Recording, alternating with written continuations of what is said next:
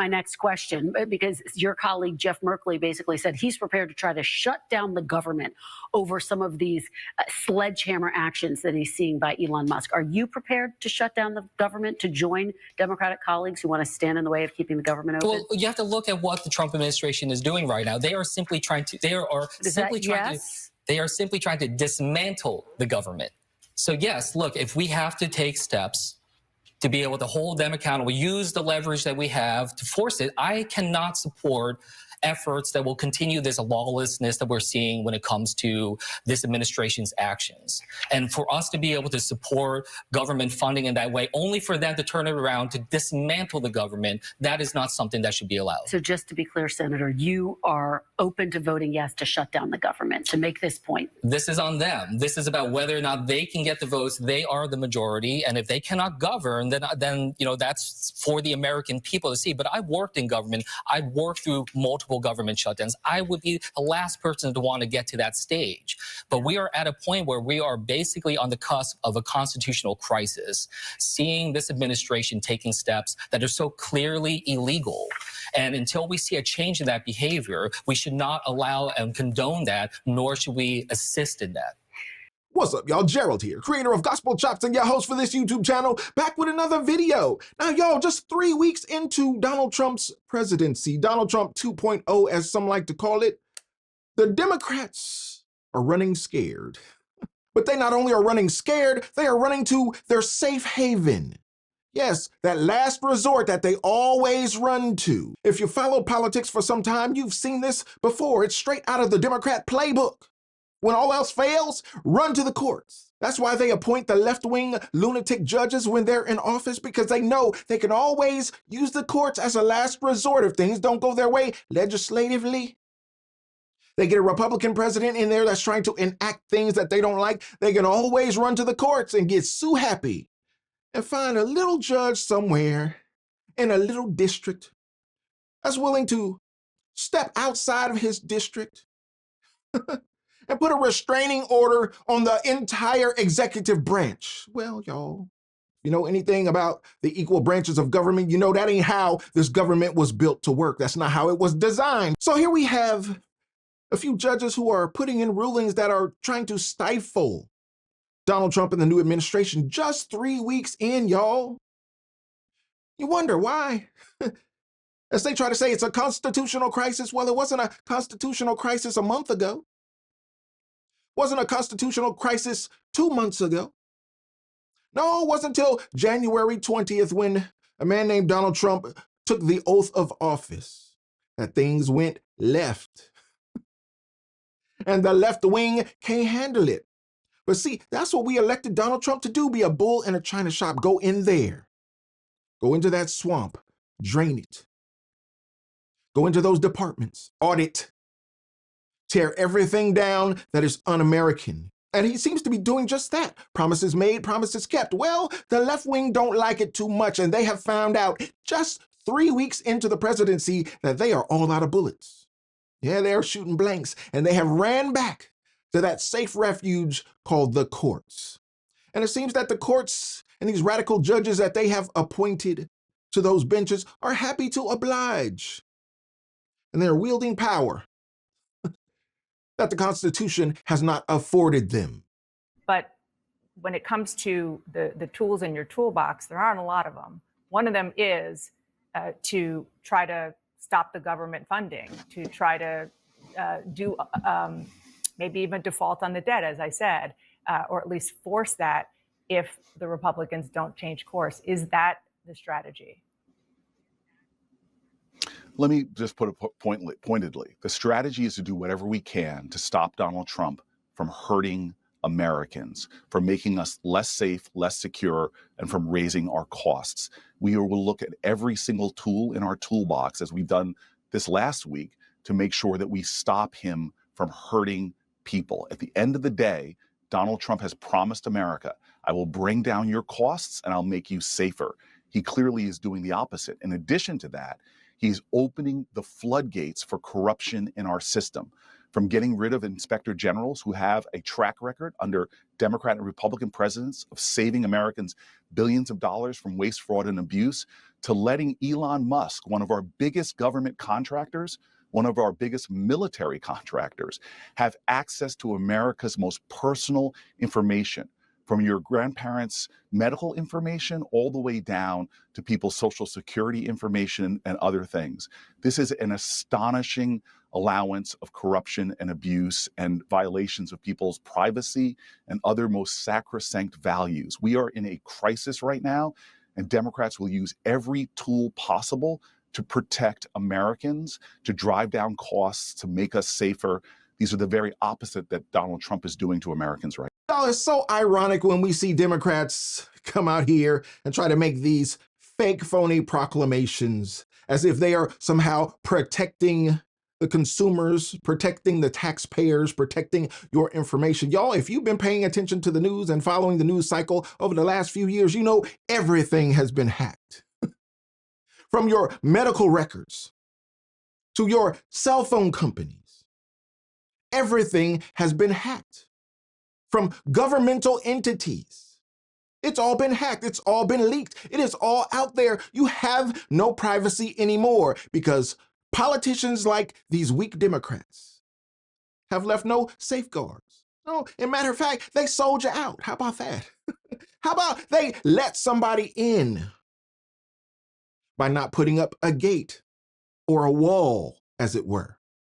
No, they let the enemy inside the gates in order to sift this information that was supposed to be secretive, supposed to be sacred. No, it has all been leaked. It has all been compromised. And our political adversaries like China have infiltrated this government on every single level. So it is laughable. Doesn't pass the smell test when you get senators like Mr. Coon Man, Cory Booker, Cory Booty, as they call him, gets out here and tries to postulate like he is some defender of your privacy, of your information. No, these people have stood by and let these things happen, and you are more vulnerable now than you have ever been in my lifetime.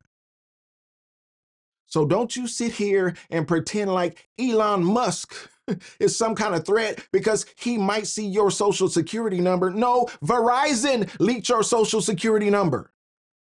AT&T leaked your social security number. The Social Security Department got hacked and leaked your social security number. So what kind of game are we playing here? Because this is the age of information, and Americans are more informed today than they have ever been. And through social media, news is getting out, even through means that weren't intended for news. Some of these social media outlets were intended for entertainment. Somehow the news and the truth is seeping through there. People are becoming aware so they can see through people like Cory Booty. And we have come to understand that we can't trust this government.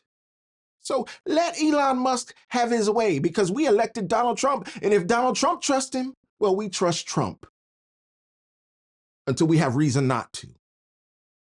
And at this stage of the game, just 3 weeks in, Donald Trump is getting record approval numbers, y'all. He is more popular now than he was in his first term or the second term, y'all. That's what you want to do. If you've ever talked to an athlete, first president to go to the Super Bowl, shake hands with the athletes on the field. If you've ever spoken with an athlete, you know it's better to go out on top. And with these approval ratings that Donald Trump is experiencing right now, I know we got a ways to go, but right now, seems like he is headed in a direction that will send him out on top as one of the greatest presidents we've ever known. And you're not going to be able to use the courts to fight against that. Why in our conversation do you think you need to remain anonymous? It has been a very hard week. Personally, professionally, as I said, I live in Washington, D.C. Many of my colleagues work in this field. Starting from January 21st, so the first day of the new administration, things started to go sideways very quickly. The atmosphere of fear that was in the USAID building, which we're no longer in, the atmosphere of fear in terms of not knowing who was in the building, not knowing what their motivations were, not knowing if our emails or channels were safe, not knowing how to interpret these executive orders, right, around DEIA or administration priorities. All of that created an atmosphere of massive insecurity. And so people have, I think, lost the ability to know what's true from what's not at this point. Everyone is really scared. And so, I have a daughter, I have a family like most Americans, and I want to be brave. I think it's really important to share our personal stories at this time, but I am afraid, and I just don't want to put them at any more risk than I have to. I just talked through about some of the very young, in some cases very problematic, given their posts, people that Musk is surrounding himself with to help carry out his plans. And does any of that surprise you about what we've learned about these people? And what else should federal employees know about the kind of people he seems to surround himself with? I mean, sadly, no. I wish it were surprising, but again, it's sort of a very tired and old and boring playbook, right? Anybody with any sort of experience is not attracted to the kind of confusing and toxic work environment. I think it's very appealing to a certain kind of person. We saw it at Twitter as well. There were inexperienced engineers from his other companies, who even knows what the legality of that is, coming in and evaluating my team's code, other people's code. We had to do performances of loyalty of literally printing out code, physically standing in line, like we were about to be scolded by a teacher, and sitting there and having to justify our teams. And I'm hearing parallel stories, frankly, of, multi-decade federal employees having to sit in front of a child and explain to a child why they shouldn't be fired. Not only is that demoralizing, it's insulting. It's actually insulting to the legions of federal employees who do hard work every day. Now, nobody said it wasn't going to be difficult for some people. I believe Donald Trump even came out last week and said, hey, there's some things we got to do to get America on the right track. And we understand it. You got to break a few eggs to make an omelet, but we want that good old American omelet, Mr. Trump. Do what you got to do. That's why we put you there. And Donald Trump came out and finally said it. He never said it on the campaign trail, but he admitted it. Yo, it's going to be some rough times. Might be a little trying, might be a little hurtful. Americans might feel the pain.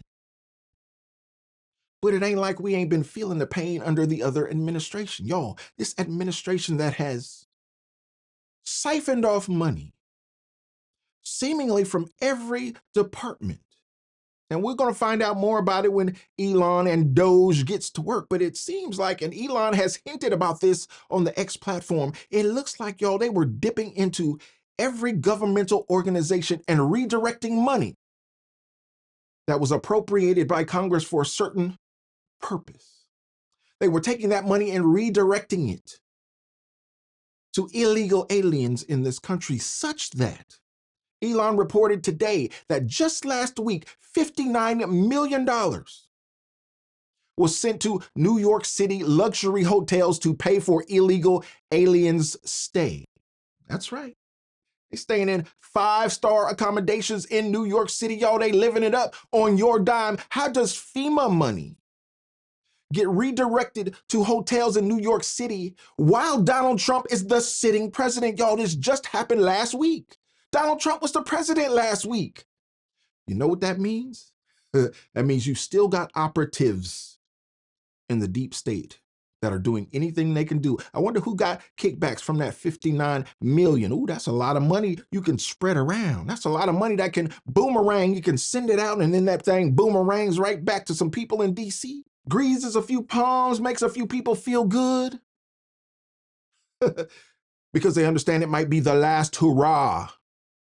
Because the more Doge gets active, the more they dig in, the more they seek, the more they're going to find.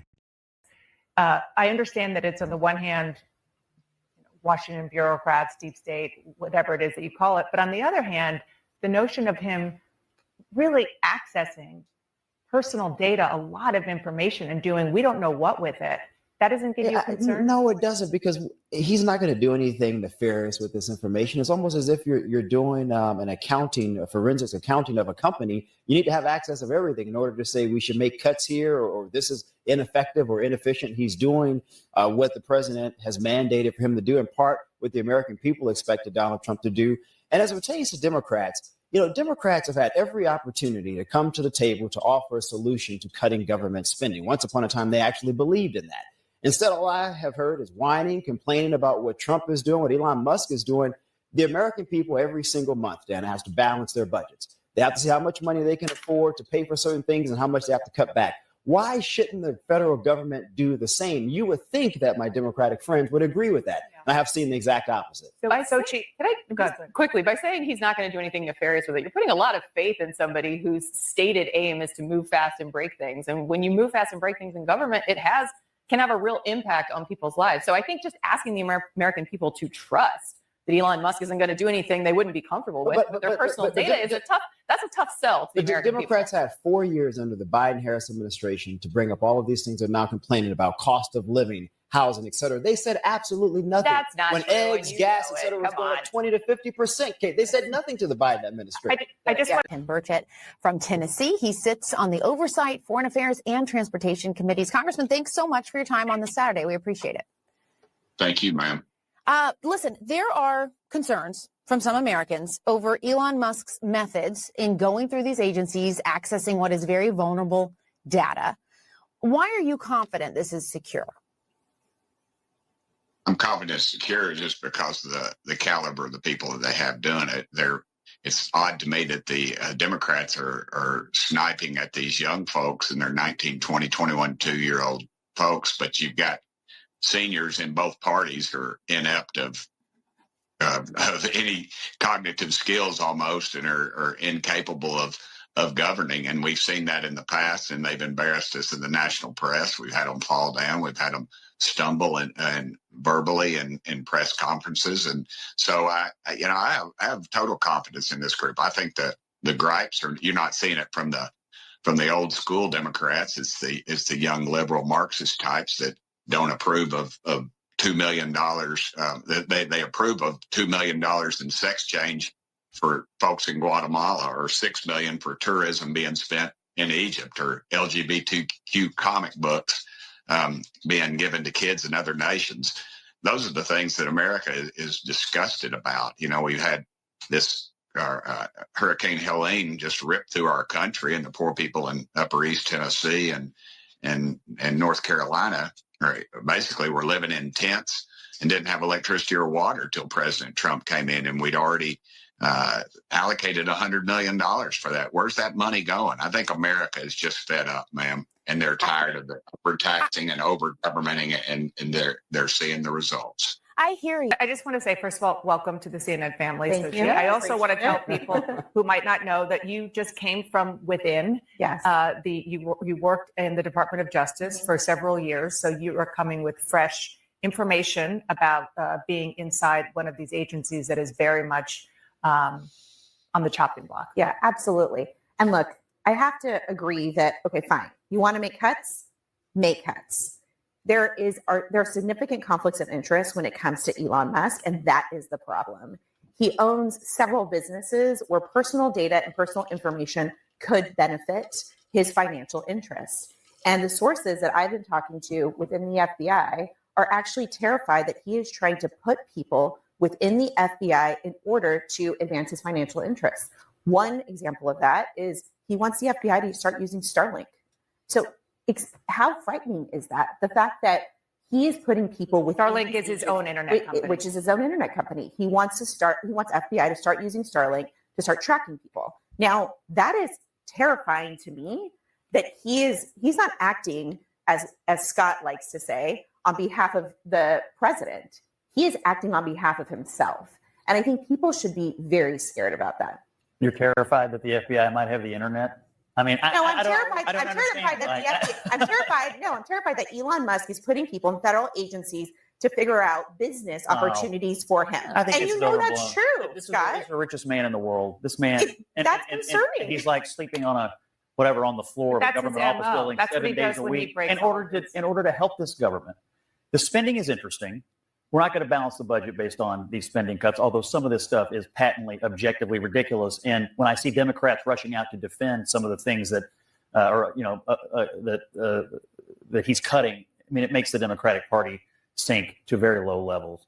But what I see him actually doing, and the most important thing he's doing, is enforcing the doctrine of common sense. This was the doctrine that Trump laid out in his inaugural address. What is the ideology of the Republican Party right now? It is best described as enforcement of common sense. We have uncommon nonsense on the left, and we have common sense. And when you look at what the government is doing, agency after agency, and spending some of our money, we're not going to balance it on a $79,000 grant here or there, but we are going to restore common sense, and that's the point. Well, if Republicans were serious about balancing the budget, then they should put forward a tax package that doesn't explode the deficit. So if we want to have that conversation, we can have it. Democrats because balance the budget because that's just not where the Republicans are. You're for higher taxes. But I think that you want to continue.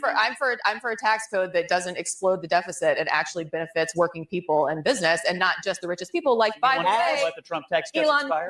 Musk. By the way, we're working people benefit after 4 years of Biden and Harris. Absolutely not. I also think, if I may, please, friends, I also think that this Elon Musk tirade through the government, while I understand the appeal of saying we're doing things differently, we're making cuts, people want to see smaller government, I understand the messaging imperative behind that, of course.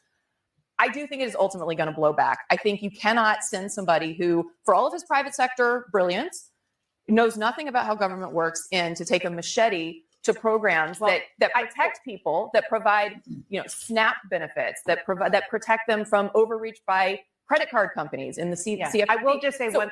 Go ahead. No, I do think Democrats have to be very careful not to fall into a message that sounds like they are just knee-jerk defending institutions, because I do think that that's not going to be a winning argument. But I think that the impact on consumers here is going to be real. This is the issue, though. Democrats do need everything. Trump is like the 80-20 president. He gets on the right side of all these 80-20 issues. Democrats knee-jerk and take the 20.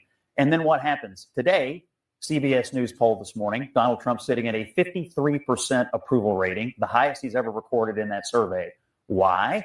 Because Democrats are taking the wrong side of all of these obvious issues, number one. And number two, they're giving him an enormous amount of latitude to move fast and break things, which I heard used in a pejorative fashion.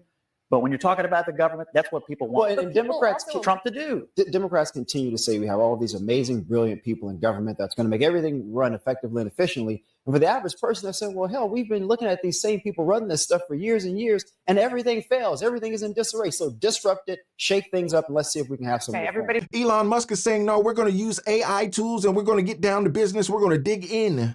We're going to uncover some things that have been going on here in this deep Washington, D.C. swamp. We're going to expose it all. We got these young bucks who are eager and anxious, and they'll stay up all night doing this work. Y'all, they like hound dogs. Once you put them on a scent, they're going in for the kill. And I'm glad about it, because this is the transparency. They like to use that word, transparency, that Americans voted for. This is what we've been desiring. This is what they've been hiding from us for most of my life. This is the thing that they are willing to go to bat for, the hill they are willing to die on. They have ran to the courts as their last refuge, and they are pulling out the biggest guns they got. These wacko judges. They're going to step beyond their authority and put out blanket rulings across the entire country from their tiny little district, from their tiny little bench. And they think that's going to hold against the momentum that MAGA has right now? No. You're feeling yourself.